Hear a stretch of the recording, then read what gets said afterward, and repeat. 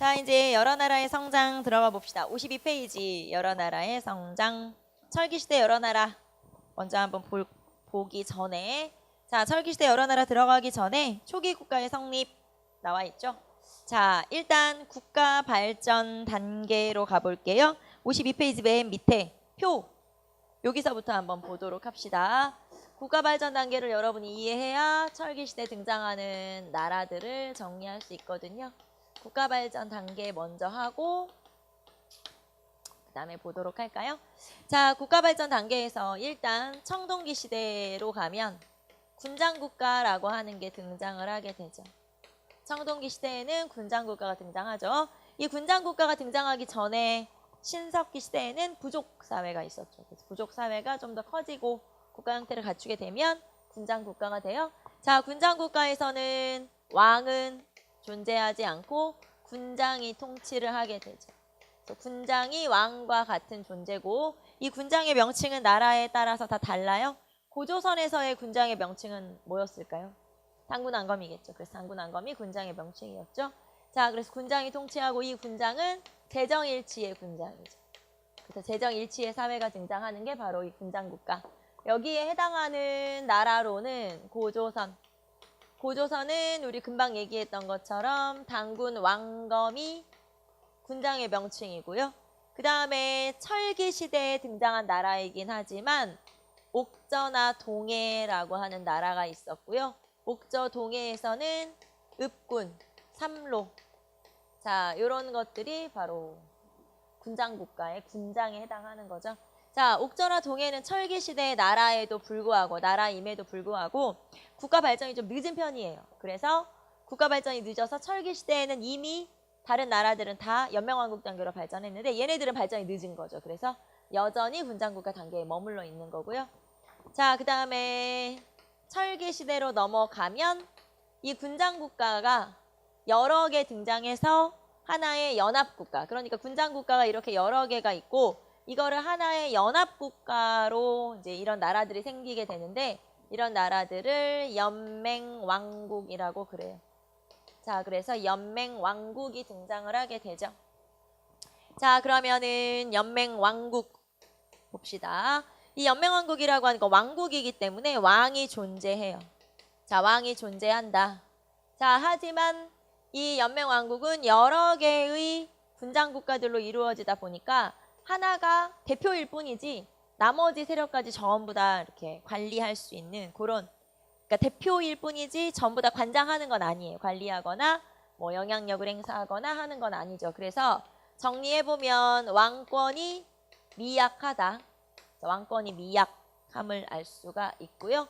자, 이런 연맹왕국에 해당하는 국가로는 철기시대 여러 나라 중에 부여, 그 다음에 고구려. 자, 여기 고구려는 이제 초기 형태의 고구려가 되겠죠. 초기 고구려. 그 다음에 사만. 그 다음에 가야. 자, 요런 나라에 해당하는 게 바로 이 연맹왕국에 해당하는 거고요. 자, 그 다음에 철기시대에서 이 연맹왕국이 더욱더 성장을 하게 되면 중앙집권국가로 성장하는 거고 요 중앙집권국가라고 하는 단계에 가면 당연히 왕이 존재하는 것뿐만 아니라 왕권이 강화되는 단계예요. 자, 여기에서 가장 큰 특징은 왕권이 연맹왕국에서 왕권이 미약하다. 하지만 여기는 왕권이 좀 세졌구나 라고 하는 게 중앙집권국가고 이 중앙집권국가에 해당하는 나라는 삼국시대부터 고구려, 백제, 신라, 그 다음에 발해, 고려 다 들어가요. 그래서 그런 나라들이 전부 다 중앙집권국가에 해당하죠. 자, 국가발전 단계 다시 한번 보시면 청동기 시대에 생긴 군장국가에서 그 다음에 연맹왕국으로 연맹왕국에서 중앙집권국가로 이렇게 성장을 하게 되고 지금 여러분이랑 배울 게 철기시대 여러 나라잖아요. 그 철기시대 여러 나라에 해당하는 그 시기에 등장하는 나라 중에 군장국가랑 연맹왕국이 있어요. 군장국가, 연맹왕국 이 나라들에 대해서 한번 살펴봅시다. 자, 그래서 국가발전 단계에 해당하는 이런 국가발전 단계의 순서 한번 보시고 자, 그러면 우리는 철기시대의 여러 나라죠. 여러 나라의 성장. 자, 그러면 여러 나라의 성장 중에 맨 처음에 등장하는 나라가 부여예요. 그래서 부여를 한번 볼 건데, 자, 부여를 보기 전에 우리 늘 하던 것처럼 지도를 한번 봅시다. 자, 지도를 한번 보면은 지도에서 이제 여러 가지 특징을 좀 볼 수가 있어요. 지도를 먼저 한번 같이 보고 그 다음에 부여로 한번 들어가 보도록 할게요. 자, 지금 한반도 지도에 부여, 고구려, 옥저, 동해, 삼한 이런 여러 나라들이 체크가 되어 있고요. 또 조그맣게 보시면은 도시 이름 말하자면 지역 이름도 표시가 되어 있죠. 자, 제일 먼저 부여부터 봅시다. 자, 부여라고 하는 나라는 지금 저기 맨 위에 여러분 보일지 모르겠는데 송화강 유역, 송화강이라고 써 있어요. 맨 위에 강 이름 하나 써 있죠. 자, 부여라고 하는 나라는 송화강 유역의 평야지대에 생긴 나라예요. 평야지대에 생겼기 때문에 당연히 여기 나라는 뭐가 잘 될까요? 농사가 잘 되겠죠? 먹고 살만해요. 그래서 여기는 오곡은 잘 되고 뭐 오과는 열리지 않는다 뭐 이런 식의 기록이 남아 있어요. 그래서 일단 농사가 잘 되는구나라는 걸 알 수 있고, 자, 그리고 이 부여에서 갈라져 나간 나라가 고구려. 부여에서 갈라져 나간 나라가 고구려죠. 고구려를 세운 사람이 주몽이고 그 주몽이 부여 왕자 출신이잖아요. 그래서 이 왕위 쟁탈전에서 말하자면 이제 배다른 형들한테 밀려서 결국에는 이제 탈출 말하자면 밑으로 내려와서 나라를 세우게 되죠. 자, 그래서 고구려 봅시다. 고구려 같은 경우는 거기 보시면은 압록강 유역에 동가강 근처에 생겼고요. 자, 그 다음에 거기 보시면은 국내성, 졸본 이렇게 되어 있죠. 자, 이 고구려라고 하는 나라가 처음 생긴 지역은 압록강 유역의 졸본 지역이에요. 그래서 초기 고구려 수도가 어디냐 물어보면 졸본이 초기 수도 지역이고요.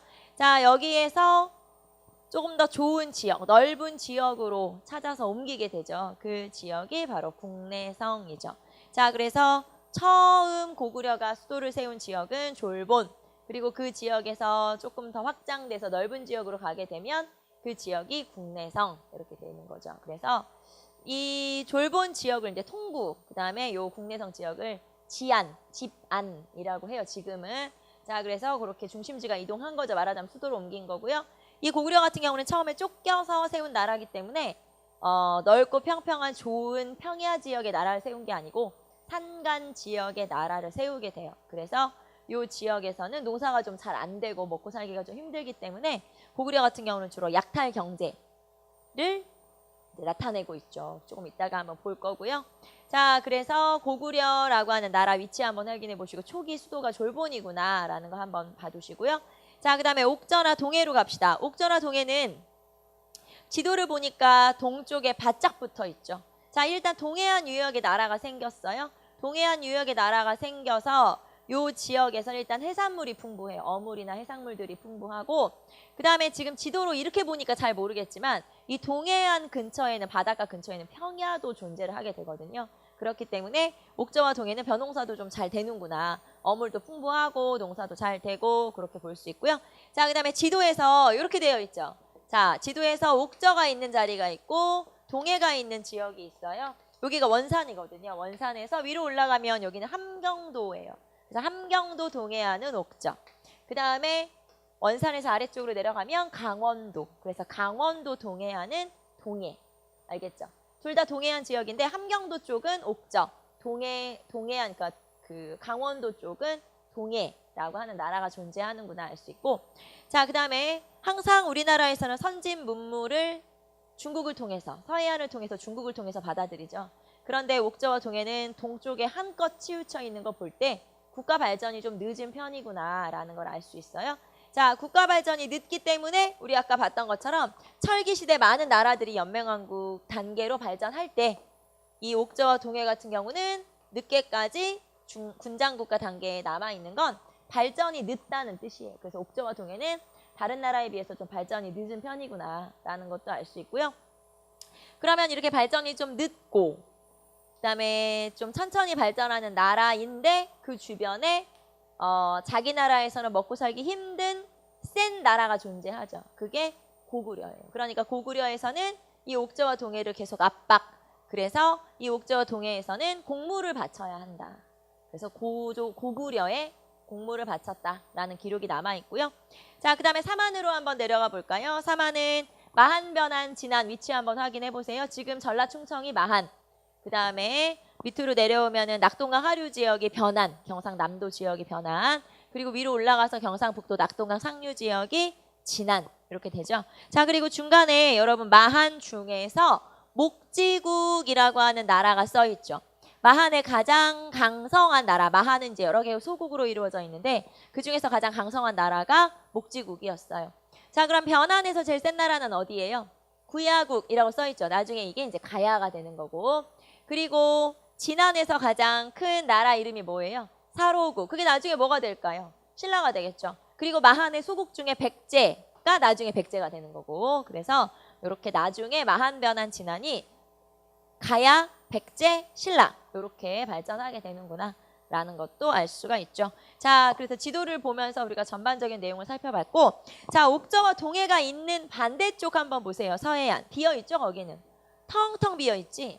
자, 거기에는 지금 텅텅 비어있는 게 아니고 한 군현으로 남아있던 중국 애들이 같이 살고 있겠죠. 그래서 요 철기시대 여러 나라부터 삼국이 시작된 시기까지 사실은 중국 애들이 같이 요 안에 군현으로 존재하고 있었다는 얘기죠. 자, 그래서 지도를 통해서 우리가 여러 가지 위치라든가 또는 그 나라와의 관계라든가 뭐 나라의 어떤 성장이라든가 이런 것들을 한번 살펴봤고요. 자, 이제 본격적으로 부여부터 한번 살펴보도록 합시다.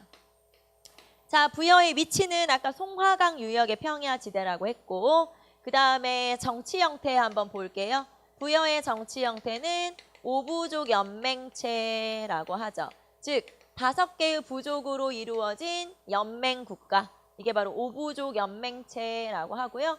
여기서 이제 5부족은 왕이 다스리는 부족이 하나 있고, 그 다음에 마가, 우가, 구가, 저가.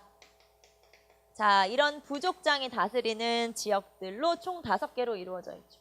자, 왕이 다스리는 지역이 하나 있고 마가, 우가, 구가, 저가가 다스리는 지역이 있다. 다스리는 부족이 있다. 그래서 총 5개의 부족으로 이루어진 5부족 연맹국가, 연맹체, 5부족 연맹국가임을 알 수가 있죠. 자, 그 다음에 요 마가, 우가, 구가, 저가. 자, 마가, 우가, 구가, 저가와 왕의 세력을 비교해보면 물론 왕이 대표일 뿐이긴 하지만 마가 하나와 왕을 구별해보면 왕이 당연히 세죠. 그런데 이 마가, 우가, 구가, 저가가 만약에 흉년이 들거나 전쟁이 졌다 할 때 그 책임을 왕에게 물기도 해요. 그렇기 때문에 왕을 쫓아내기도 한다. 자, 왕권이 미약한 편이다. 자, 그리고 왕권이 약하다는 건 뭘 보고 알 수 있냐면 왕을 축출하기도 한다. 왕을 죽이거나 제거하거나 쫓아내거나 이런 것들이 가능한 걸 볼 때 왕권이 비교적 약한 편이구나 라는 걸 알 수 있고요. 자, 그 다음에 이렇게 마가, 우가, 구가, 저가는 각각 자기 지역을 따로따로 다스리고 있어요. 말하자면 왕도 한 명의 부족장이면서 대표니까 왕도 자기 지역을 따로 가지고 있고, 그 다음에 마가, 우가, 구가, 저가도 자기 지역을 따로 다스리고 있거든요. 자, 그래서 이 네 명의 부족장이 다스리는 지역을 사출도라고 그래요. 그래서 왕이 전체를 다 통치하는 건 아니구나, 대표일 뿐이구나 라고 하는 걸 알 수 있죠. 그게 5부족 연맹체고, 자, 요거를 보기 전에 우리는 발전, 쇠퇴를 먼저 보고 그 다음에 나머지 발전으로 넘어갈게요. 여러분 책에 보시면은 발전과 쇠퇴 먼저 봅시다. 자, 기원전 4세기경 군장국가가 됐고, 자, 1세기 초에 왕호를 사용하기 시작했다. 자, 왕호를 사용할 정도로 이제 연맹 왕국으로 성장을 했구나라는 걸 알 수 있죠. 1세기 초에 왕호를 사용했고요. 중국과 사신을 파견하는 정도로 외교 관계를 위해 노력하기도 했었다라는 거. 자, 그 다음에 멸망 봅시다. 자, 그러다가 부여라고 하는 나라는 3세기 말 선비족의 침입으로 크게 쇠퇴하게 된다. 3세기 말 선비족의 침입으로 쇠퇴하게 되고요. 자, 그리고 후에 고구려에 편입이 되죠. 자, 이 고구려에 편입된 게 이제 문자왕 때 결국에는 편입되죠. 자, 그러면 쭉 한번 살펴보면 부여라고 하는 나라는 기원전 4세기부터 있었고 나중에 5세기 말에 멸망을 하게 되니까 실제 있었던 시기만 하면 거의 뭐 900년, 1000년 가까이 될 정도로 아주 오랫동안 있었고요. 이 부여에서 갈라져간 나라가 아까 고구려, 그 그리고 그 고구려에서 다시 갈라져 나간 나라가 백제. 결국에는 고구려와 백제의 뿌리를 형성하고 있는 게 바로 부여예요.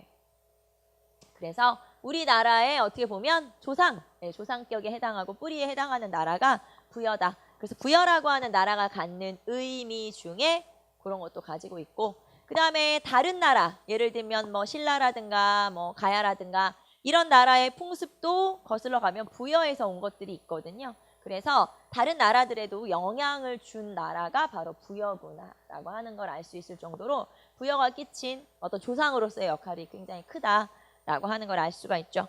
자, 어쨌든 발전 1세기경에 왕호를 사용했고 3세기경 선비족의 침입으로 쇠퇴하다가 고구려의 5세기 말 멸망을 하게 된다.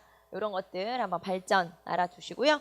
자, 그 다음에 정치구조 보시면 오부족 연맹체, 사출도, 그 다음에 왕권 미약 하는 거 알 수 있고, 자, 그리고 경제. 자, 그래서 정치 같은 경우는 오부족 연맹체. 자, 경제 봅시다. 자, 경제 같은 경우는 반농, 반목. 반농, 반목의 형태를 띠고 있어요. 여기서 마가, 우가, 구가, 저가라고 하는 건 뭐를 나타내는 명칭이냐면 동물, 가축을 나타내죠. 여기서 말, 소, 개, 돼지 이런 거거든요. 그렇기 때문에 이렇게 가축의 이름을 따서 부족장의 이름을 지을 정도로 가축을 굉장히 중요하게 생각했다는 거니까 농사 절반, 목축 절반. 목축을 굉장히 중요하게 여겼구나라고 하는 거 알 수 있고, 자, 그 다음에 특산물로는 말, 주, 옥, 모피가 있어요. 말, 주, 옥, 모피. 이게 바로 특산물에 해당하는구나 라는 것도 알 수가 있죠. 자, 그 다음에 한 장 넘겨서 사회 봅시다. 사회. 자, 지배층으로는 왕족과 제가와 호민이 있었고 일반 백성인 하호와 최하층인 노비가 있었다. 자, 4개의 계층으로 이루어져 있었어요. 그래서 제가, 가라고 할 수 있죠. 가하고, 자, 가에 이제 왕족도 포함되죠. 자, 사회 이렇게 한번 써볼까요? 이 연명왕국 단계에서는, 즉 이 철기시대 여러 나라에서는 제일 위에 가라는 건 이제 요 마가, 우가, 구가, 저가 할 때 요 가를 얘기하는 거고요. 여기에는 왕도 포함되죠. 왕족도 여기 들어가고, 자, 그 다음에 호민이라고 해서 호민은 지배층이 있어요. 호민, 지배층. 자, 그 다음에 하층 농민으로는 하호, 그리고 마지막에 노비. 자, 이렇게 계층이 이렇게 나눠져 있었어요. 가 또는 제가, 그 다음에 호민, 그 다음에 하호, 노비. 그래서 여기까지는 지배층이고 여기서부터는 피지배층이고, 특히 대부분의 생산을 담당하는 사람들은 누굴까요? 하호겠죠. 이 사람이 이제 평민, 농민들에 해당하니까 농사를 담당하고, 농민 그리고 최하층은 노비, 이런 식으로 구성되기 때문에 사회는 이렇게 나타낼 수 있구나라는 거. 자, 그 다음에 7번 법률과 풍속. 자, 사실 이 법률과 풍속이 가장 중요하죠. 철기시대 여러 나라에서는 법률과 풍속이 제일 시험에는 많이 나와요. 일단 그걸 좀 나라별로 구별을 하실 수 있으면 되겠죠. 자, 그러면 우리는 풍속부터 봅시다. 부여 같은 경우는 흰 옷을 갖춰 입었다고 하고, 그 다음에 이 부여 같은 경우는 순장의 풍습이 있다라고 알려져 있죠. 그래서 1번의 순장. 순장이라고 하는 건 한 사람이 죽으면, 높은 사람이 죽으면 그 사람의 뭐 노비나 신하나 이런 사람들을 같이 묻어버리는 거. 그래서 가운데 무덤이 하나 있으면 주변에 약 100여 개의 순장 무덤이 같이 나타나기도 해요. 그 정도로 순장의 풍습이 있었다라고 하는 거. 자, 그리고 세 번째 줄 보시면, 자, 여름에 사람이 죽으면 얼음을 넣어서 장사를 지냈고, 그리고 왕이 죽으면 옥갑, 옥으로 된 관을 썼다는 얘기죠. 그래서 옥갑을 사용하기도 했었다. 자, 그래서 얼음을 넣어 장사 지낸다, 부여. 왕의 장례에 옥갑을 쓴다, 부여. 부여에 관한 풍습이 이제 그런 식으로 소개가 되기도 하죠. 첫 번째가 순장. 자, 그 다음에 두 번째는 형사취수제라고 하는 게 있죠. 자, 형사취수제. 형이 죽으면 취수, 형수를 책임진다. 그런 뜻이에요. 자, 형이 죽고 나면은 그 형의 부인, 형수와 아이들, 조카를 그 밑에 있는 동생이 책임진다라고 하는 걸 형사취수제라고 하고, 자, 만약에 이렇지 않고 그 형수가 다른 남자한테 시집을 가버리면 그 형이 가지고 있던 재산이라든가 형의 아이들, 노동력이죠. 결국 이 당시에 아이들은 이런 노동력까지 전부 다 데리고 결혼을 하는 거예요. 그렇기 때문에 그런 재산이라든가 노동력이라든가 이런 걸 확보하기 위해서 형의 부인과 형의 아이들까지 전부 다 동생이 책임지는 거, 그런 거를 형사 취수제, 또는 생계를 도와준다는 의미도 있죠. 그래서 이런 의미를 갖고 있는 게 바로 형사 취수제. 자, 이거 말고 우제전법. 자, 우제전법은 우제, 소를 죽여서 발굽을 불에 그을려서 점을 치는 걸 얘기해요. 예를 들면 부여에서는 전쟁이 나면 소를 죽여서 점을 치는 거죠. 이 전쟁이 잘 될 것 같니 안 될 것 같니 그러면서 점을 치는 거예요. 이런 걸 우제전법이라고 하고 우제전목이라고 하기도 하고요. 자, 그 다음에 법률에 있어서는 사조목이라고 하는 법이 있어요. 법이라는 게 4개 있었다는 얘기죠. 그래서 이 4개의 법률 중에 좀 가장 대표적인 게 일책 12법이 있어요. 일책 12법, 한 가지 잘못을 하면 12배로 배상한다. 이런 내용이죠. 자, 거기 보시면 사조목의 법 4가지가 나와요. 한번 볼까요? 첫 번째는 살인자는 사형에 처하고 가족은 노비로 삼는다. 자, 살인자는 사형에 처한다. 똑같아요. 고조선의 법과. 자, 그런데 여기서는 가족은 노비로 삼는다. 자, 이렇게 가족까지 처벌하는 걸 우리 뭐라고 하죠? 연좌. 연좌의 처벌이 있었다는 걸 알 수 있죠. 자, 그러면 우리 앞에서 고조선에서는 어떤 경우에 노비로 삼나요?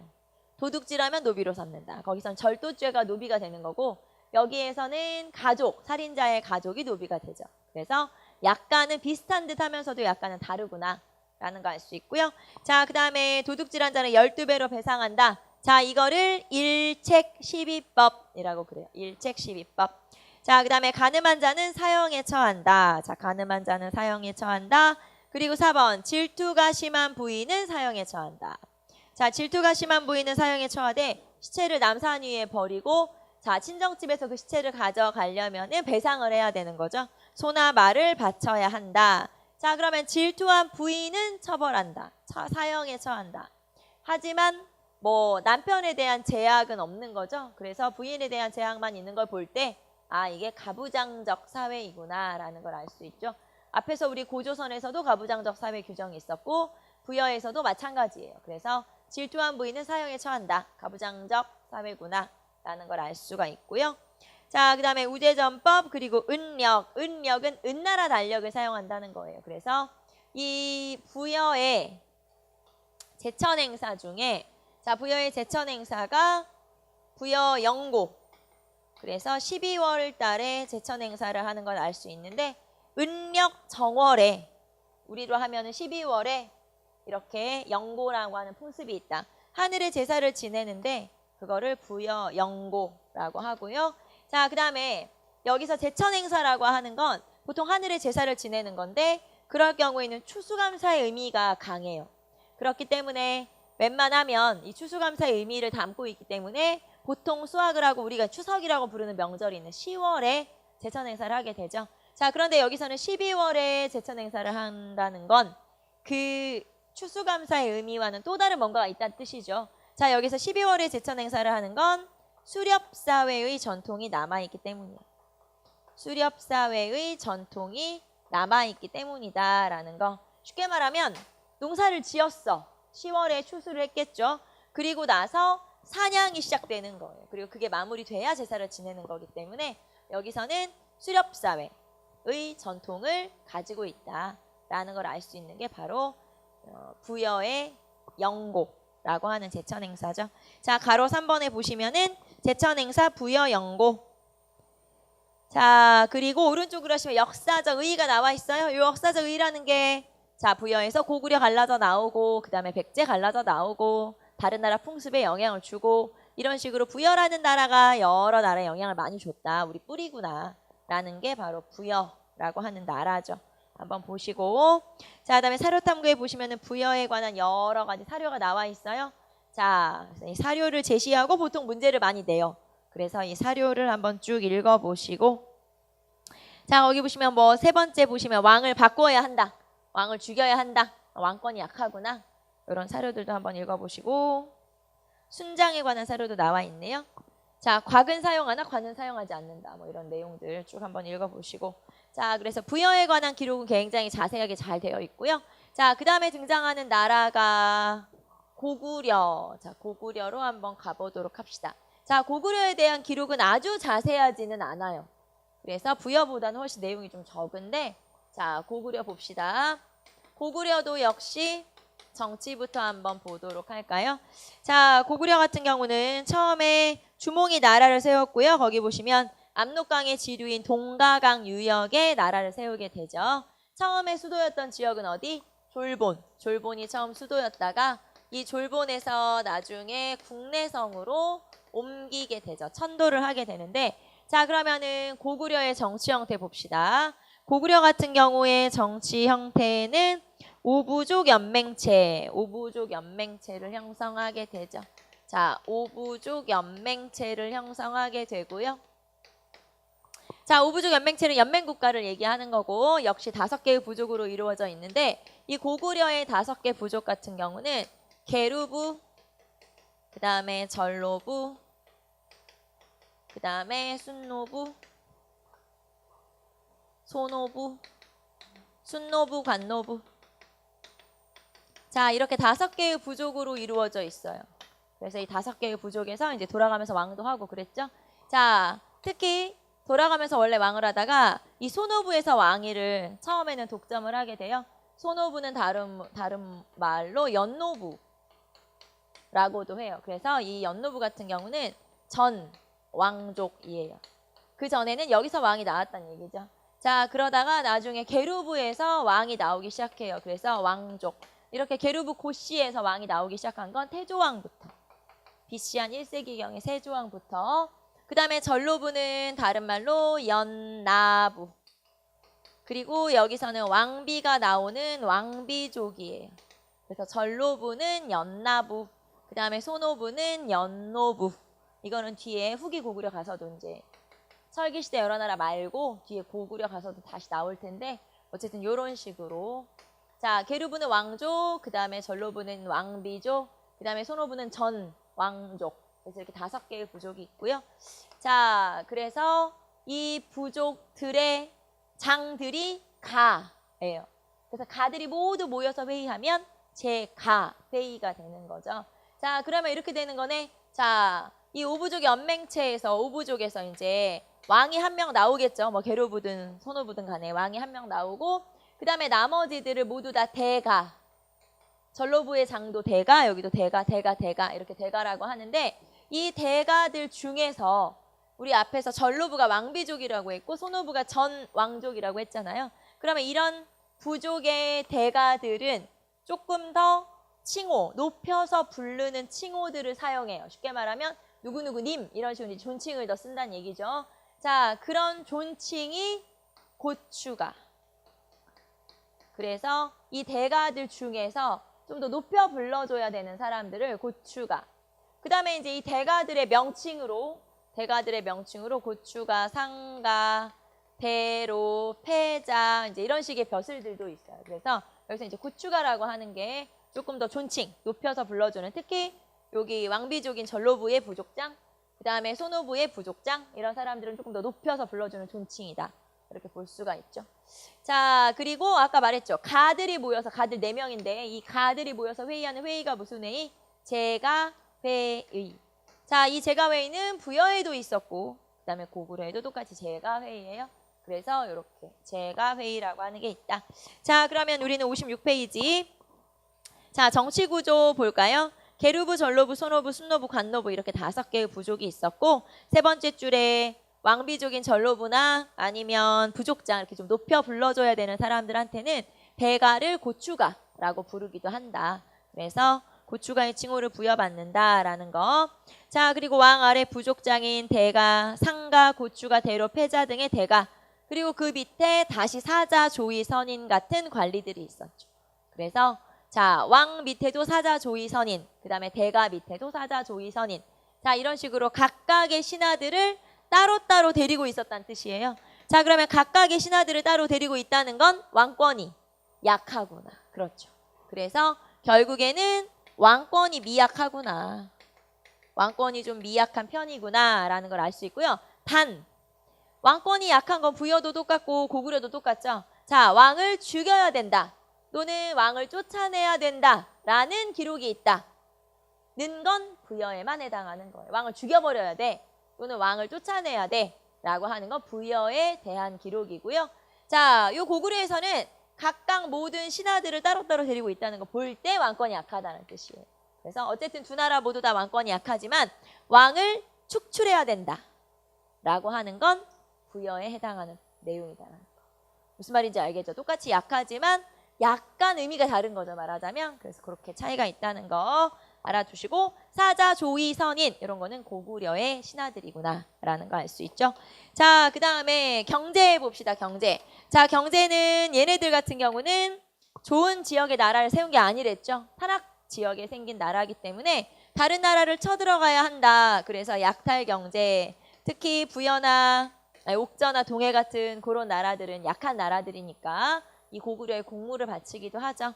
자, 그리고 이렇게 약탈 경제, 다른 지역을 쳐들어가서 뺏어오는 경제구나 라고 하는 걸 부경이라고 하는 창고를 통해서 알 수가 있어요. 그래서 부경에 있는 걸 볼 때 이건 이제 창고예요. 말하자면 집 옆에 있는 한쪽에 창고를 지어놓고 이렇게 창고를 지어놓는 건 약탈물을 보관하기 위해서거든요. 그래서 부경이라고 하는 창고가 있다는 걸 볼 때 아, 얘네들은 뺏어오는 애들이구나 라는 걸 알 수 있죠. 약탈 경제임을 알 수 있다. 자, 그 다음에 사회에서는 왕, 제가, 호민 등 지배층. 자, 그 다음에 하호. 그리고 마지막에 노비. 똑같아요. 사회 풍습은 다 똑같으니까 사회는 넘어갈게요. 자, 그 다음에 법률과 풍습 봅시다. 법률과 풍속에서 여러 내용들 이쪽에다 볼까요? 고구려의 법률과 풍속.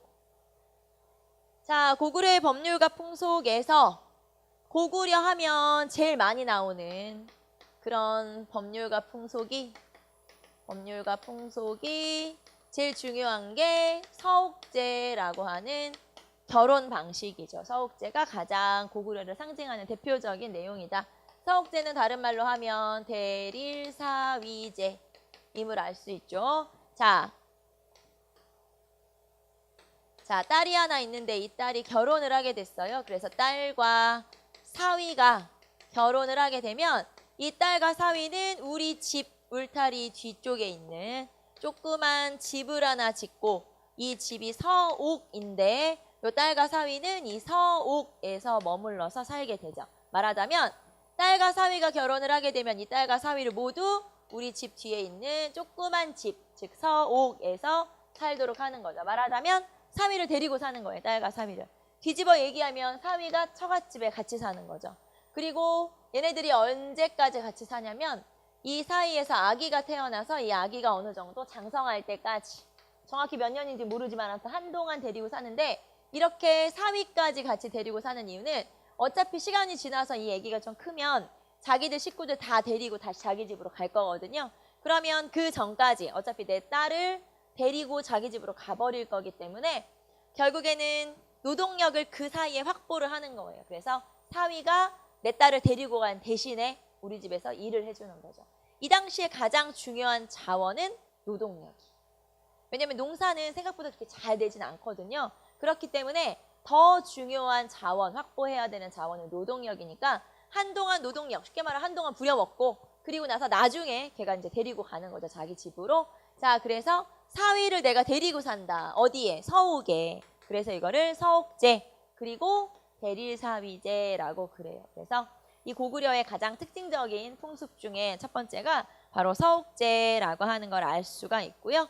자, 그 다음에 법률은 굉장히 엄격했다. 왜냐하면 제가 회의에서 이제 결정을 하는 거예요. 이 범죄자를 어떻게 처리할지 다 웬만하면 사형에 처해요. 그렇기 때문에 아예 고구려에서는 감옥이 없다. 왜? 다 죽여서. 굉장히 멋있는 사회죠.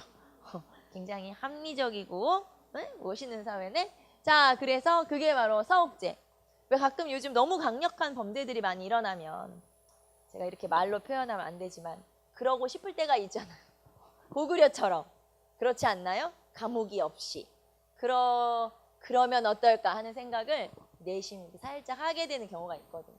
너무 강력 범죄가 심하게 많이 일어나니까. 자, 그래서 서옥제, 대리사위제. 자, 그 다음에 법률에서는 가장 대표적으로 물론 뭐 감옥이 없고 제가위에서 결정해서 다 죽인다 이런 것뿐만 아니라 일책시비법이 있었어요. 법률로서는 일책시비법이 있었다. 자, 일책 12법은 앞에서 했었죠. 우리 한 가지 잘못을 하게 되면 12배에 물어주는 거. 일책 12법이 있었고, 자, 나머지 똑같은 거 해볼까요? 우제전법이 있었고, 똑같이. 그 다음에, 자, 형사 취수제 있었고, 되게 비슷하죠. 그래서 부여랑 굉장히 비슷한, 왜냐면 부여에서 갈라져 나온 나라이기 때문에 비슷한 점이 되게 많아요. 자, 그 다음에 제천행사로는, 자, 고구려 제천행사로는 동맹. 그래서 10월 동맹. 보통 추수감사의 의미를 가지고 있으면 10월이죠. 10월 동맹이라고 하는 이런 제천행사가 있었고요. 자, 그러면은 제천행사라는 건 하늘에 제사를 지내는데 하늘에 어디서 제사를 지내냐? 자, 국내성 동쪽의 큰 동굴에서 제사를 지내요. 그래서 국동대혈에서 제사를 지내게 되죠. 자, 고구려에서는 10월 동맹이라는 제천행사 있었고 어디서 제사를 지내냐면 국내성 동쪽의 동굴에서 국동대혈에서 제사를 지내게 되죠. 자, 그래서 여러분 57페이지 오른쪽에 보시면 국동대혈, 이게 지금 너무 까맣게 나와가지고 이게 동굴이에요. 그래서 이 동굴에서 제사를 지낸다라는 걸 알 수가 있죠. 자, 그 다음에 동그라미 4번 보시면 복식. 자, 이 고구려 사람들은 뭐를 되게 좋아했냐면 모자, 머리 장식을 되게 좋아해서요. 절풍, 건, 뭐 이런 식의 이름이 붙어있는 머리 장식, 모자 장식 이런 것들을 되게 좋아했었죠. 거기 보시면 책이라거나 소골, 절풍이라거나 이런 식의 모자들을 썼다.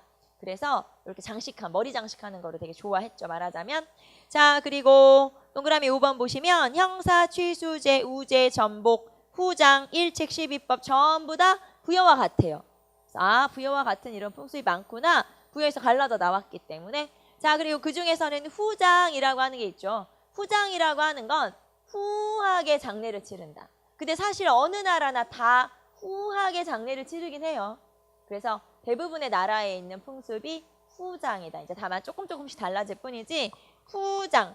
자, 오른쪽에 보시면 후하게 장사를 지내는 걸 말하고 웬만하면 우리가 죽은 사람들에 대해서는 관대한 편이기 때문에 웬만하면 후장을 다 치르기는 하지만 조금씩 특징이 달라질 수 있죠. 자, 그래서 법률과 풍속 이 중에서는 서옥제. 서옥제가 가장 대표적이니까 서옥제하고 동맹, 뭐 국동대열 요 정도 여러분 체크하시면 되겠죠. 자, 그리고 우리 고구려는 부여와 비슷한 점이 정말 많잖아요.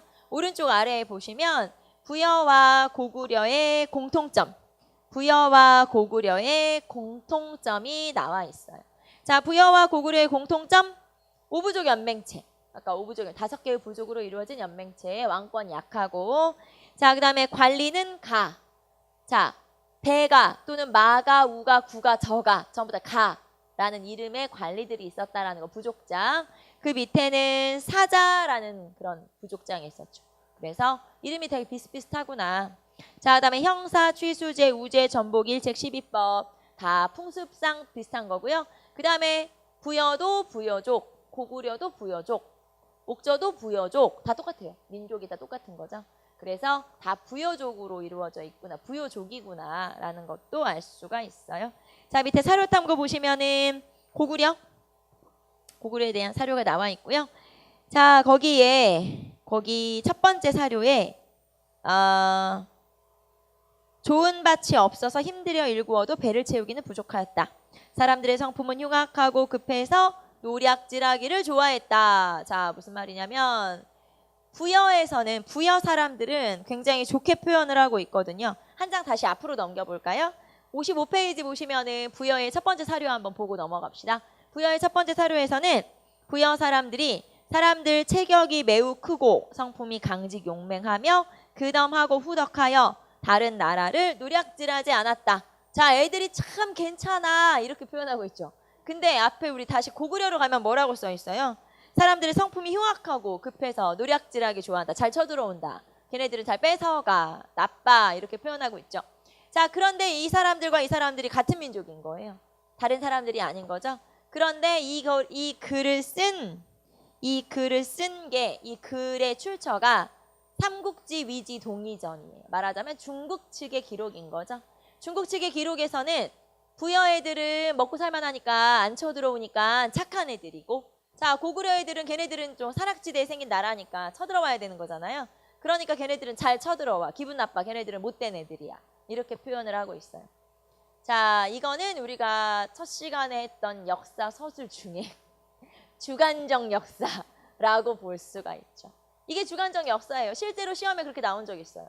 그래서 이 고구려와 부여에 대한 서술, 삼국지 위주 동의전의 서술을 제시하고 이거와 같은 방식으로 서술된 서술 방법을 골라라.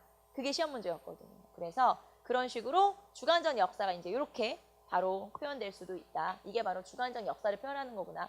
정말 쓴 사람 주관이 아주 뚜렷하게 딱 들어있죠. 얘는 착해, 얘는 나빠 이렇게 딱 들어있잖아요. 주관적 역사, 기록으로서의 역사 이렇게 볼 수가 있죠. 그래서 여기에서도 우리가 그거 한번 파악해 볼 수 있고요. 자, 나머지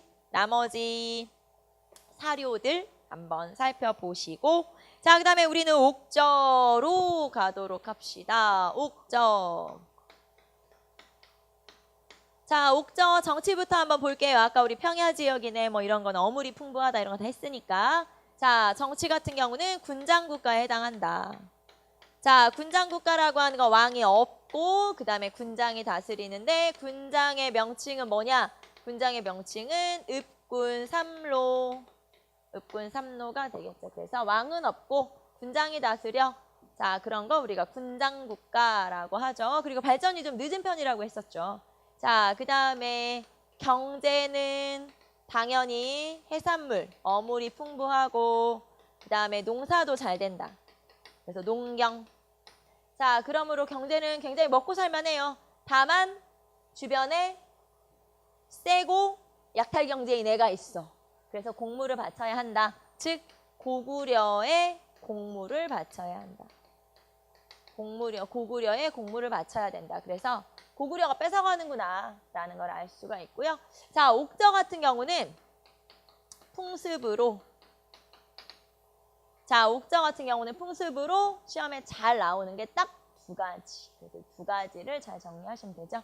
첫 번째, 풍속, 풍습. 자, 어떤 게 있냐면 민며느리제. 그 다음에 골장제. 자, 민며느리제 먼저 봅시다. 민며느리제, 어린 이런 뜻이에요. 어린 며느리. 자, 어린 며느리를 일찍 받아들여서 내가 데리고 살아서 키우는 거죠.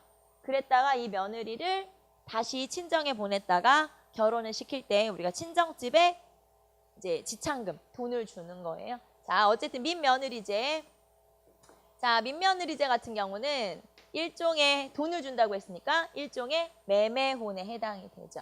그래서 일종의 매매혼에 해당이 되는 게 민며느리제. 자, 여러분 이렇게 보시면 훨씬 이해가 잘 되겠죠.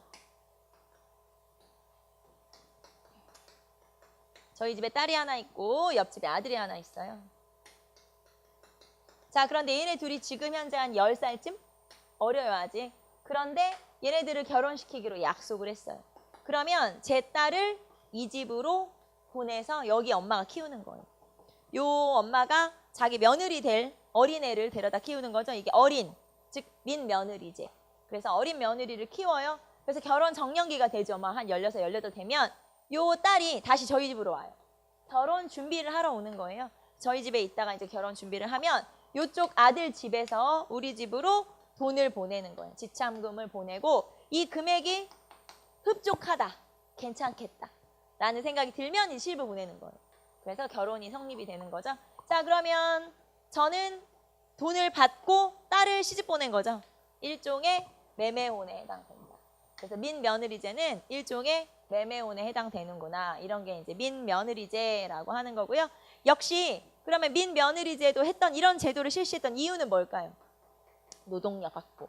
얘를 어렸을 때부터 데려다 키우면서 일도 가르치기도 하고 일을 시키기도 하고 뭐 우리 집에 뭐 집안 풍습도 가르치고 이랬겠죠. 그래서 민며느리제는 결국에 앞에서 우리가 서옥제랑 비슷하게 노동력을 확보한다는 의미가 있죠. 자, 그 다음에 골장제. 자, 골장제라고 하는 건 가족 공동묘. 가족 공동묘 그리고 세골장, 두벌묻기 뭐 여러 가지 이름으로 불리기도 하는데 이 골장제라고 하는 거는 자 우리 집에 할머니가 사셨다고 칩시다. 할머니, 할아버지 뭐 이렇게. 자, 우리 할아버지가 돌아가셨어요. 집 주변에다가 가매장을 해요. 이거 뭐 무덤에 관을 써가지고 막 단단하게 무덤 봉분을 만들고 이런 게 아니라 이제 쉽게 말하면 흙으로 덮어놓는 수준. 그래서 이 흙으로 덮어놓은 후에 뼈만 남게 되면 나중에 살이 다 썩고 이제 뼈만 남게 되면 그 뼈를 추려서 상자에 목곽 나무 상자에 이렇게 집어넣는 거예요. 그래서 나무 상자에 이제 뼈를 이렇게 넣어요. 자, 그리고 나서 나중에 할머니가 돌아가시면 똑같이 아까처럼 이렇게 가매장을 했다가 다시 그 뼈를 추려서 할아버지 뼈를 넣었더니 나무 상자 있죠. 목곽 요 상자에다가 다시 집어넣는 거예요. 그래서 이런 식으로 가족 뼈, 유골 전체를 다 같이 보관하는 거를 가족 공동묘 또는 골장제. 자, 그리고 이 가족 공동묘는 어디다가 보관하는 거냐? 목곽에다 보관하는 거예요. 그리고 이 나무 상자 입구에다가 쌀 주머니나 쌀 항아리를 매달아놔요. 그거는 죽은 자의 식량이라고 생각하기 때문이죠. 자, 그러면 가족 공동묘 골장제는 사후세계를 믿고 있다라고 하는 걸 알 수 있는 가장 대표적인 옥저의 풍습이에요. 자, 그래서 옥저에서는 요 민며느리제, 예부제, 그 다음에 골장제, 쇠골장 요 풍습 두 가지가 가장 시험에 많이 나오죠. 자, 58페이지 보시면은 민며느리제는 일종의 매매혼에 해당되죠. 그 다음에 골장제, 쇠골장, 두벌묶기, 가족 공동묘. 자, 가족의 모든 뼈를 추려서 목곽에 보관한다. 자, 그래서 옥저라는 나라에 대해서 한번 살펴봤고요.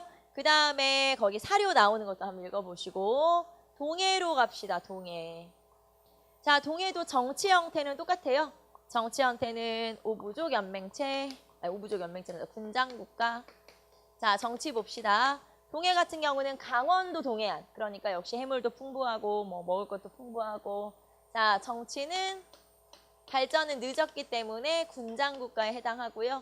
역시 왕 없고 군장이 통치하는데 이 군장의 명칭이 후읍군 삼노.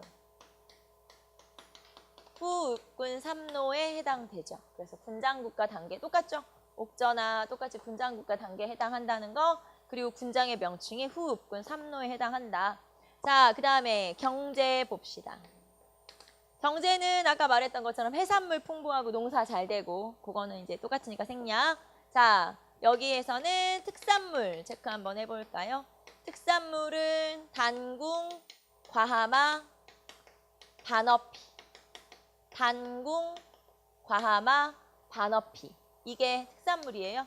단궁, 짧은 활 얘기하는 거고 과하마는 조랑말을 말하는데 이 뜻은 과일나무 아래를 지나갈 수 있는 작은 말이란 뜻이거든요. 그래서 이 과하마가 우리나라 말의 종류, 종자라고 생각하시면 돼요. 그래서 조랑말 그냥 간단하게 말하면 그 다음에 반어피는 바다 표범의 가죽 정도 돼요. 그래서 이런 것들이 바로 특산물에 해당되고 자, 그 다음에 방직 기술이 굉장히 발전했던 나라가 바로 동해예요. 방직 기술은 옷감 짜는 그런 기술이 발전했다는 얘기죠. 자, 그래서 동해는 이런 것들이 굉장히 좀 특이한 점이다. 자, 그 다음에 풍속. 자, 가장 대표적으로 동해의 풍속에서는 일단 제천행사 먼저 할게요. 제천행사로는 동해 무천이라고 하는 제천행사가 있고요. 역시 제천행사는 추수감사의 의미를 담고 있을 테니까 몇 월에 할까요? 10월에 무천이라고 하는 행사가 있죠. 그래서 추수감사의 행사가 있고요. 자, 그 다음에 동해의 풍습 중에 가장 대표적인 걸로는 조계혼이 있어요. 자, 조계혼은 부족 이외의 사람과 결혼하는 거를 족외혼이라고 하고 자, 그 다음에 책화의 풍습이 있었어요. 책화는 다른 부족의 영역으로 넘어가지 않는 것, 침범하지 않는 것. 쉽게 말하면 자기 지역 안에서만 경제활동을 하는 거예요. 자, 조계혼은 우리 부족 말고 딴 부족 사람과 결혼하는 거고 그 다음에 책화라고 하는 건 우리 부족 안에서만 경제활동을 하는 거죠. 자, 그러면 이거는 이 조계혼과 책화는 자, 동해 같은 경우는 발전이 늦으니까 옛날의 풍습을 많이 가지고 있거든요. 그래서 조계혼과 책화는 특히 시족사회의 유습이, 풍습이 남아있는 거다라는 거. 그러면 여기서 시족사회는 무슨 시대가 될까요? 신석기 시대가 되겠죠. 그래서 신석기 시대의 모습을 철기 시대인 동해는 아직까지 가지고 있는 거예요. 늦게까지. 그래서 신석기의 폐쇄적 경제 활동, 자기 그 부족끼리 범위를 딱 가지고 있고 그 안에서만 경제 활동을 하는 폐쇄적 경제 생활. 그 다음에 조계원 이런 것들은 신석기 시대 시족사회의 풍습이 그대로 남아있는 이런 거예요. 신석기 시대가 후대에 영향을 끼친 것들이 이것 말고도 나중에 신라로 가게 되면 예를 들면 뭐 부족장들이 모여서 회의하는 화백회의 그런 게 남아있고 그 다음에 각 부족에서 청소년들만 따로 모아서 교육시켰어요. 화랑도 이런 것들이 남아있거든요. 그래서 이런 식으로 시족사회의 모습이 늦게까지 남아있는 게 여러 가지가 있는데 그중에서 동해에 남아있는 건 조계혼과 책화의 풍습이에요. 이런 것들은 시족사회의 모습이 늦게까지 동해는 발전이 늦은 나라니까 늦게까지 남아있는 거구나 라는 걸 알 수 있고요. 자, 그래서 결혼 풍습 책화, 제천행사 이렇게 체크 한번 해보시고 그리고 아까 특산물도 한번 보세요. 앞에서 우리가 특산물 중에서 말, 주옥, 모피, 부여, 부여의 특산물이었고 단궁, 과하마, 반어피는 동해 풍습이죠. 그 다음에 한 장 넘기시면 하나 더 집터 한번 볼까요? 자, 동해의 집터에서 여러분은 사진으로 한번 보세요. 거기 60페이지 보시면 오른쪽에 사진 나와 있죠. 자, 집터에서 철자형 집터하고 그 다음에 여자형 집터 이런 것들이 남아 있어요. 자, 집터 중에서 여러분 오른쪽 사진에 보시면 철자형 집터와 여자형 집터가 있죠. 자, 이 철자형 집터는 이렇게 생겼겠죠. 한자로 하면은 약간 철자처럼 생겼고 그 다음에 여자형 집터는 이렇게 생겼어요. 그래서 이렇게 지금 저장구덩이 밖으로 돌출되어 있는 모습이라고 볼 수가 있겠죠. 그래서 이런 것들이 여자형, 한자로 하면 여자랑 비슷하게 생겼으니까 여자형 집터라고 하는데 이렇게만 보면 마치 신석기 시대의 집터처럼 보이지만 이게 뭐 이렇게 한자랑 비슷하게 닮았잖아요. 이거는 어느 나라의 집터냐면 동해. 그러므로 이건 어느 시대의 집터인 거예요? 지금 우리 무슨 시대? 철기 시대. 맞아요. 철기 시대의 집터가 되는 거죠. 자, 생긴 건 딱 신석기처럼 생겼지만 신석기 아니고 얘네들은 철기의 집터라는 거 알아두시면 되겠죠. 그리고 얘네들이 왜 동해 거냐면 강원도, 뭐 춘천이나 이런 강원도에서만 발견된 거예요. 강원도 동해안에 있는 나라가 동해잖아요. 그러니까 강원도에만 있으니까 아, 이거는 동해 거구나 라는 걸 알 수 있죠. 자, 그래서 집터 한번 보시고 집터 마치 신석기 시대인 것 같지만 아니고 철기 시대라는 거 기억하시면 되겠죠. 자, 그 다음에 마무리 발음이 안 되지? 마무리 사만 발음이 안 되네요 오늘. 사만으로 한번 가봅시다. 저도 수업할 때 이렇게 말이 꼬일 때가 있거든요. 말이 꼬이면은 그날은 뭐가 안 되는 날이야. 안 돼. 말이 꼬이고 있어.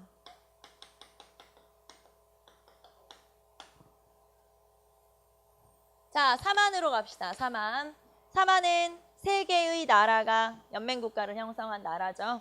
그래서 그 세 개는 마한, 그 다음에 변한, 그 다음에 진안. 자, 여러분은 마한, 변한, 진안의 위치 한번 확인해 보시고 자, 마한은 충청, 전라, 그 다음에 경상남도, 경상북도 이렇게 되어 있는데 마한은 54개의 소국으로 이루어져 있어요. 자, 마한이라고 하는 하나의 나라지만 그 안에 다시 조그만 소국들로 이루어져 있죠. 그래서 54개의 소국으로 이루어져 있고 변화는 12개, 그 다음에 진안도 12개의 소국으로 이루어진 나라. 자, 그러면 사만 중에서 가장 큰 나라는 어디예요? 마한이고 그 마한 중에 제일 큰 나라는 목지국이에요. 자, 그래서 목지국의 왕이 사만 전체를 관리하는 거예요. 자, 마한이 제일 크고 그 중에 제일 큰 나라는 목지국이니까 목지국의 왕이 전체를 통치하는 거죠. 자, 그래서 거기 보시면 일단 성립부터 봅시다. 고조선 남쪽 지역에 진이 성장하고 있었다. 자, 이 진이 아까 우리 위만조선하고 중개무역했던 원래는 이제 그 진이죠. 자, 그리고 2세기경에 고조선의 방해로 중국과의 교통이 저지되기도 하였다. 자, 좋게 말하면 이제 위만조선이 중개무역을 한 거고 나쁘게 진 입장에서 보면 저것들이 우리가 무역하는 걸 막았고 그렇게 되는 거죠. 자, 그래서 진이 성장을 하다가 자, 고조선 사회병동에 따라 대거 남하해 오는 유이민에 의해서 새로운 문화가 전해지죠. 철기 문화가 물론 전해졌겠죠. 그러면서 이제 나라가 연맹체들, 이런 국가들이 성립이 되었다. 자, 그러면 고조선에서 대거 남하한 세력이 누구냐? 자, 아까 위만이 넘어오면서 쫓겨난 왕이 누구였어요? 준왕. 그 준왕이 세력을 데리고 내려간 거예요. 어디로? 이 진이라는 지역으로. 그래서 결국에는 마한을 성립을 시키게 된 거고요. 그 다음에 아까 우리 조선상 역계경 기억나요? 조선상 역계경 왕한테 건의했다가 쫓겨난 그 조선상 역계경도 자기를 따르는 세력을 데리고 남쪽으로 남하했다고 했거든요. 그러면 그 사람들이 어디로 합류하게 된 거냐? 사만으로 합류하게 된 거예요. 결국에는 고조선의 유이민들이 내려와서 나라의 성립에 영향을 주게 되는 게 바로 이 사만이구나 라고 하는 걸 알 수가 있죠. 여러분 오른쪽에 보시면 61페이지 사료탐구에 지금 제가 얘기한 거. 자, 첫 번째 사료가 준왕 유만한테 쫓겨나서 자, 한 지역으로 진 지역으로 내려오죠. 그래서 사만 성립에 기여를 하게 되고요. 그 다음에 2번 사료에서는 조선상 역계경에 관한 사료가 나와 있어요. 그래서 요 조선상 역계경이 자기를 따르는 세력을 데리고 내려왔다. 자, 그래서 이 고조선의 유이민이 사만의 성립에 영향을 준 거구나 라는 걸 알 수가 있죠. 자, 그래서 거기 보시면은 자, 맨 밑에 60페이지 표를 보시면은 목지국이 가장 큰 나라였고 목지국의 왕이 마한왕 또는 진왕을 자처하면서 사만 전체를 통치했었다라는 거 알 수가 있고요. 자, 그 다음에 요 사만에서 가장 시험에 잘 나오는 개념이 바로 이거예요. 뭐냐면 재정분리사. 자, 사만에서 가장 많이 시험에 언급되는 개념이 재정분리사회죠. 자, 사만 같은 경우는 재정분리사회인데 재정분리는 제사와 정치를 따로따로 한다. 자, 봅시다. 제사는 제사장이 하겠죠. 이 제사장의 명칭이 천군이에요. 그래서 천군이 제사를 지내는 거고 이 천군은 자기가 따로 다스리는 신성 지역이 있었어요. 그 신성 지역을 소도, 신성 지역인 소도라고 하는 게 있었죠. 소도를 따로 관리를 했었다, 천군은. 자, 그 다음에 정치는 누가 하냐? 정치는 군장이 하겠죠. 자, 그래서 군장이 정치를 하는데 군장의 명칭은 그 군장의 세력의 크기에 따라서 조금씩 달라요. 자, 그래서 군장은 대군장이 있고 소군장이 있어요. 그러니까 작은 지역이 있고 좀 큰 지역이 있고요. 자, 대군장의 명칭은 신지, 견지. 그 다음에 소군장의 명칭은 불의, 읍차. 그래서 이런 것들이 바로 대군장, 소군장 이렇게 나눠질 수가 있겠죠. 자, 거기 보시면은 군장 세력은 대군장은 신지, 견지, 소군장은 불의, 읍차. 모두 다 정치적 지배자이다라는 걸 알 수 있고 그 다음에 천군이 다스리는 지역은 소도. 자, 이렇게 제사를 지내는 천군 따로 그 다음에 이렇게 군장 따로 이렇게 되어 있는 거 볼 때 제사와 정치가 지금 분리되고 있구나라는 거. 자, 앞에서 우리 고조선에서 재정 일치사회임을 알 수 있는 게 뭐였죠? 단군안검이라는 단어. 그 단어 안에는 정치, 군장 같이 있죠. 자, 그런데 여기서는 그게 나눠지고 있는 거예요. 그러니까 청동기 시대의 재정 일치 사회에서 철기 시대로 넘어오면서 재정 분리 사회로 지금 바뀌고 있다라는 걸 알 수가 있죠. 자, 그리고 천군이 다스리는 신성 지역을 소도라고 하는데 자, 봅시다. 자, 이렇게 마한변한 진한 세 개를 합쳐서 사만이 되는 거잖아요. 그러면 나라 전체로 보면 이게 하나의 국가라고 볼 수 있지만 이게 자, 마한이 54개의 소국으로 이루어져 있으니까 요 소국 하나하나를 보면 군장국가나 마찬가지인 거예요. 그래서 여기 군장이란 명칭이 있는 거예요. 결국에는 전체로 보면 연맹왕국이에요. 그런데 작은 단위 하나하나 소국으로 보면 뭐나 마찬가지냐면 군장국가나 마찬가지인 거죠. 그래서 이렇게 볼 수 있겠죠. 이게 하나의 나라라고 칩시다. 이게 약간은 큰 나라여서 신지, 군장의 명칭을 신지라고 칩시다. 자, 그러면 이 지역을 다스리는 건 신지죠. 그런데 이 신지가 다스리는 이 범위 안에, 지역 안에 천군이 다스리는 신성 지역인 소도가 따로 있는 거예요. 그래서 여기를 다스리고 지배하는 사람은 천군. 자, 만약에 이 지역에서 이 바깥에서 누군가 범죄를 저지르고 범죄자가 도망을 간다. 그러면 이 신지가 잡으러 올 수가 없어요. 여기는 신성 지역이고 뭐 좋게 말하면 신성 지역이고 천군은 무당이에요. 말하자면.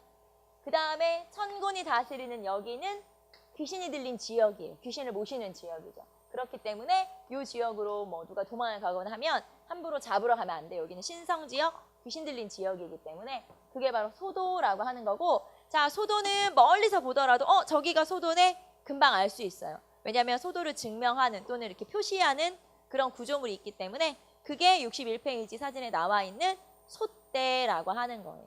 솥대라고 하는 건 나무 위에 새 조각 같은 걸 해서 이렇게 새를 꽂아 놓은 거잖아요.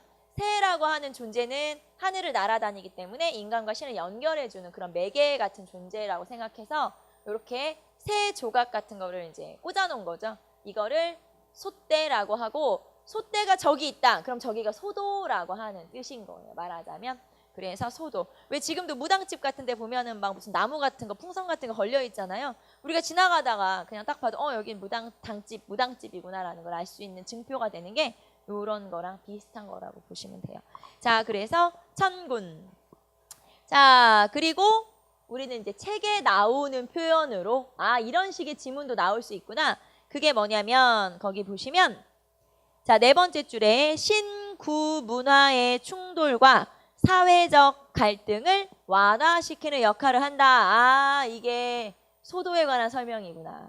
신구 문화의 충돌을 막고 그 다음에 갈등을 없애는, 완화시키는 그런 역할을 하는 게 바로 소도라고 하는 거고, 천군이 다스리는 지역인 거죠. 관리하는 지역인 거죠. 자, 그 다음에 경제 볼까요? 경제. 자, 사마는 경제적으로 굉장히 성장을 한 그런 나라죠. 특히 벼농사가 잘 돼요. 여기는 아무래도 전라, 충청, 경상 지금으로 하면 남부지방 아래쪽. 우리가 여기를 조선시대에는 삼남지방이라고 불렀거든요. 충청, 전라, 경상 이 지역을. 왜냐하면 우리나라 전체에서 볼 때 남쪽 세 지역. 그래서 여기를 삼남지방이라고 하는데 이 지역은 아무래도 벼농사가 잘 되죠. 그래서 벼농사가 잘 되고, 벼농사가 잘 된 이유는 철제 농기구를 이용하기 때문이겠죠. 그래서 철제 농기구를 이용해서 철기니까 철제 농기구를 이용해서 벼농사도 잘 되고, 자, 그 다음에 이 벼농사가 잘 되려면 저수지가 또 많이 만들어져야 돼요. 그래서 철기 시대, 이 시대에 저수지가 많이 만들어지는데 예를 들면은 뭐 김제, 벽골제, 밀양, 수산제, 우리가 알고 있는 익히 조금씩 들어본 그런 옛날에 만들어졌다는 저수지들이 다 그 원 본래 모습은 이때부터 만들어진 거예요. 사만 시대부터 이런 저수지들이 만들어졌구나라는 거. 다 벼농사를 위한 거죠. 자, 거기 보시면 철제 농기구를 바탕으로 농경 발달, 저수지 발달, 김제, 벽골제, 제천, 의림지, 산주, 공검제, 뭐 밀양, 수산제, 공검지, 수산제, 대제지 쭉 나오네요. 이런 거는 뭐 여러분 그냥 저수지가 많이 만들어졌구나 보시면 되겠고요. 자, 그 다음에 특히 이 중에서 사만 중에서 철이 많이 생산되는 지역이 있어요. 철 생산이 많이 되는 지역이 변한. 자, 이 지역은 철 생산이 굉장히 많이 되기 때문에 특히 이 지역에서는 이제 수출을 하는데 낭랑이나 그 다음에 낭랑, 대방, 뭐 규슈 이런 지역으로 수출을 하게 되죠.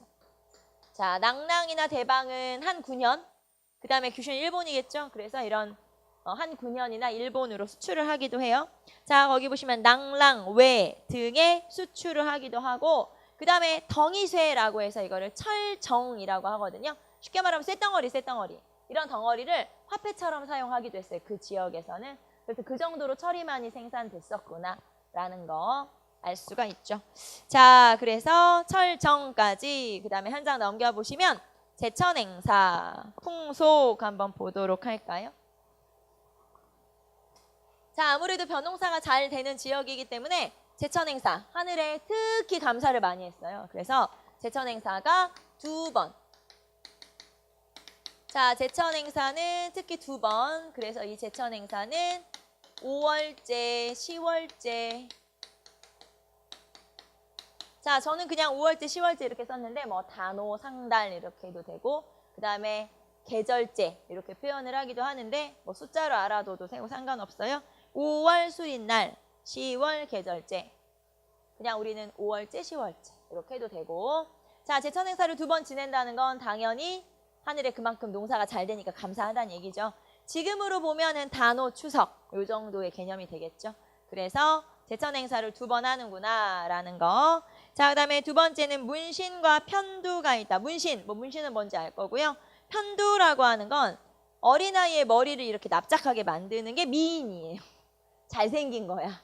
그래서 이런 식으로 머리를 이렇게 눌러서, 왜 어린아이들의 머리는 말랑말랑하니까 이렇게 어떻게 눕히느냐에 따라서 이 두상이 예뻐지기도 하고 그렇잖아요.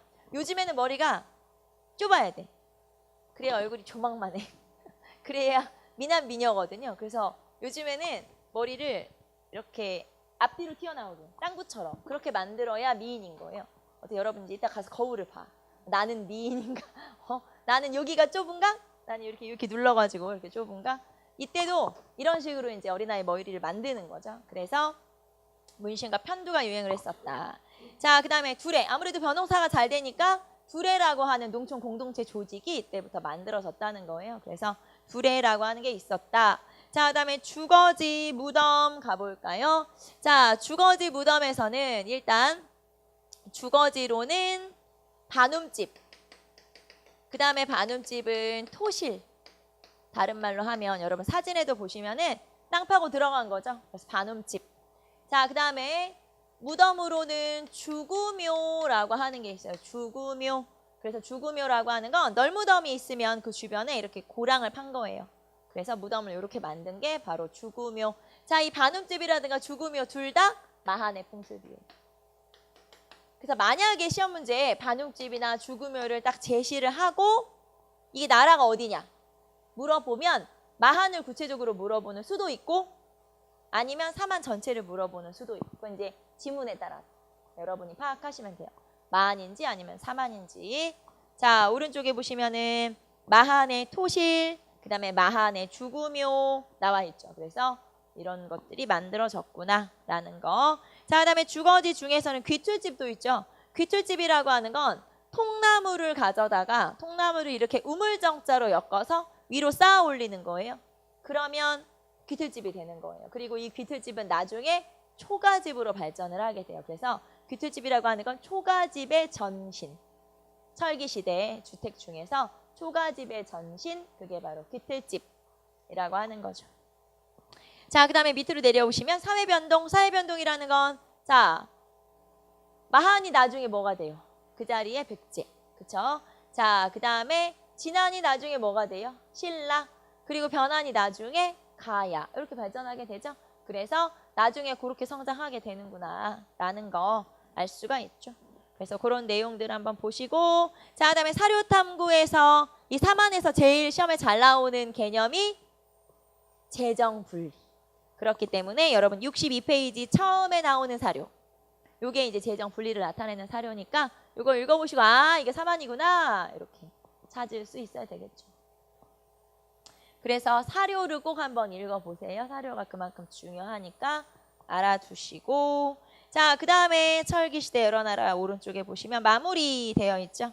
마무리 한번 쭉 읽어보시고, 이게 은근히 외울 게 많아요. 그쵸? 오늘 여러분하고 한국사 2회부터 선사시대 쭉 넘어왔는데 아마 이 선사시대도 하다 보면 외울 게 꽤 많고요. 또 하다 보면 놓치는 부분도 많고 그렇게 될 거거든요. 그래서 이 철기시대 여러 나라는 꼭 꼼꼼하게 정리를 좀 해두시면 되고, 그 다음에 거의 1번 문제잖아요. 우리가 1번 문제부터 어렵다. 그럼 어떻게 해요? 그러면은 뒤에 19문제는 어떻게 풀어? 그러니까 1번 문제는 막 가볍게 풀 수 있을 정도로 공부해 놓으셔야 되고, 특히 시험 문제에 나오는 이제 좀 중요한 개념으로는 이런 게 있어요. 제가 이제 앞에서 아까 하려다 잊어버렸는데 어떤 게 있냐면, 자, 신석기 시대가 되면서 새로 생긴 게 뭔지, 그 다음에 청동기 시대로 가면서 새로 생긴 거. 이게 보통 시험에는 신석기 시대나 청동기 시대 문제가 많이 나오는 편이거든요. 그래서 보통은 우리가 철기 시대까지 해서 한 문제 정도, 그 다음에 이제 고조선과 철기 시대 여러 나라에서 한 문제 정도 이렇게 문제가 출제가 되는데, 보통은 신석기의 특징, 그러니까 구석기에서 신석기로 넘어가면서 새로 만들어진 것들. 예를 들면 뭐 토기도 새로 만들어졌고 농경도 새로 시작했죠. 이런 식으로 뭔가 좀 새로워진 것들. 물론 뭐 간섭기도 다르고 하지만 그렇게 뭔가 새롭게 등장한 것들. 반대로 청동기, 또 하나 청동기로 넘어가면서 달라진 건 뭐가 있어요? 예를 들면 계급이 생겼고 그 다음에 또 뭐가 생겼죠? 청동기를 썼겠지? 당연히 청동기를 썼고 그 다음에 계급이 생겼고 사유재산이 생겼고 뭐 선민사상도 그전에 없었고 이런 여러 가지 재정일치사회가 됐고 군장국가가 됐고 그런 것들이 있죠. 그런 것들. 그 다음에 평등사회에서 계급사회로 넘어온 뭐 이런 특징들이 있잖아요. 중요한 특징들. 그런 것들 정리를 좀 해보시는 게 좋겠고. 그 다음에 고조선에서는 위만조선이 시험에는 가장 많이 나오고요. 그 다음에 철기시대 여러 나라에서는 사료를 이용해서 문제가 나오는데 보통은 부여나 고구려 문제가 많이 나오고 사만, 재정분리사회 문제가 많이 나오는 편이에요. 그래서 그런 식으로 각 나라별로 시기별로 좀 특징을 정리해 놓으시면 되겠고 아까 말했던 것처럼 선사는 1번 문제예요. 틀리면 안 돼요. 1번에서부터 큰일 났네 어렵네 해버리면 여러분이 흔들리게 되고 만약에 이 선사시대 문제가 어렵다. 그러면 유적지 문제가 어렵게 나오는 거예요. 그래서 고조선 유적지 한번 꼼꼼하게 보시고 그 다음에 이제 우리가 사실 신석기, 청동기, 철기로 넘어오면서 유적지는 그냥 대충 넘어가거든요. 그래서 유적지, 중석기도 마찬가지고 그래서 시기가 5개죠. 구석기, 중석기, 신석기, 청동기, 철기. 그래서 이 5개의 시기에 유적지도 한번 꼼꼼하게 봐두시고 특히 구석기 시대 유적지가 많으니까 유적지 문제가 어려우면 어려운 거예요. 말하자면 처음 듣는 유적지가 나온다거나 그럴 수도 있죠. 하지만 타료나 이런 것들은 끊임없이 발굴되기 때문에 우리가 그 유적지라든가 이런 거 다 외울 수는 없어요. 그래서 여러분이 이런 거는 이제 어떻게 공부해야 되냐. 전반적인 내용을 공부하면서 그 내용을 여러분이 유추해서도 풀 수 있어야 돼요. 사실 우리가 모든 걸 다 외울 수 없기 때문에 근데 문제를 풀다 보면 왜 우리 영어 같은 경우는 단어를 우리가 다 몰라도 풀 수 있잖아요. 새로운 단어가 나오더라도 문장의 맥락을 이해하면 단어를 우리가 유추할 수 있는 것처럼 똑같아요. 한국사도 문제를 풀다 보면 이걸 내가 꼭 아는 내용이 아니더라도 유추해서 풀 수 있는 게 눈에 보일 때가 있거든요. 이제 여러분이 문제를 이런 내용들을 정확하게 파악하고 있어야 그게 보이는 거예요. 그냥 대충 푸는 게 아니고요. 이런 기본적인 내용들을 다 알고 있어야 여러분이 이제 그런 내용들이 눈에 들어와요. 그래서 결국에는 여러분이 이런 내용들, 기본적인 내용들을 일단 정확하게 숙지하고 있어야 내가 모르는 내용도 문제를 우리가 유추해서 풀 수 있거든요. 이제 일단 기본은 여기 공부가 먼저 선행이 돼야 되는 거죠. 자, 그래서 내용을 한번 살펴봤고요. 자, 고대 사회의 발전. 오늘 여러분하고 1, 2단원 했죠. 1, 2단원. 네, 1, 2단원 하고 오늘은 그냥 여기까지 할까 해요. 여기까지 하고 우리가 커다란 숙제가 하나 있잖아요. 그 숙제를 제가 해야 되기 때문에 커다란 한숨 좀 쉬고 그래서 자 어쨌든 오늘은 여기까지 하고 다음 시간에 와서 고대사회 성립으로 이렇게 넘어가도록 합시다. 자 오늘은 여기까지 할게요. 수고하셨습니다.